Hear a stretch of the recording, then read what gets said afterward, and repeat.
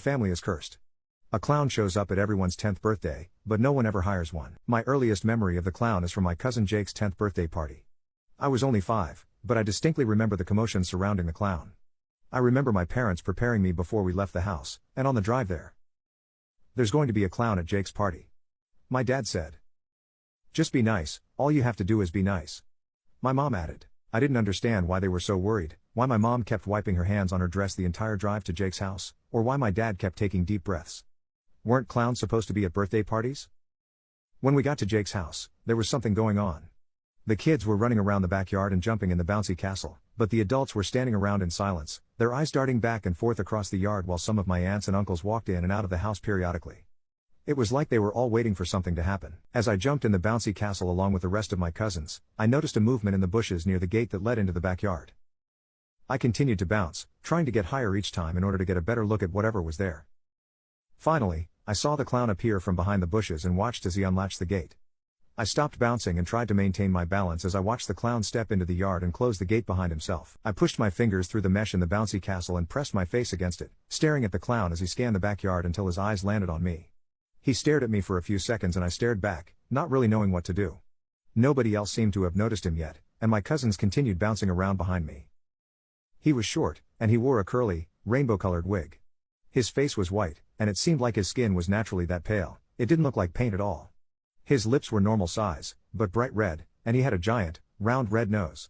His eyes were dark, so dark that I couldn't distinguish the pupil from the iris. He had 2 black lines that started above his black eyebrows and ran down his eyelids to the tops of his cheeks, which appeared to be inflated with something.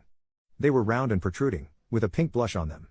His skin was smooth, like porcelain. He wore yellow polka dot pants that were held up by red suspenders, and a white shirt with giant red buttons down the front, and red ruffles around the neck, chest, and sleeves. He wore shiny red clown shoes, and he carried a gift bag in one hand. The family is cursed. A clown shows up at everyone's 10th birthday, but no one ever hires one. I don't know how long I stood there watching him, but suddenly, I was being pulled out of the bouncy house by my mom. She dragged me to a table and sat me down in a chair in between herself and my dad. I continued to watch the clown as he approached my cousin Lisa and pulled out a pink balloon from a pocket in his pants. He blew up the balloon and then twisted it into a dog, handing it to her.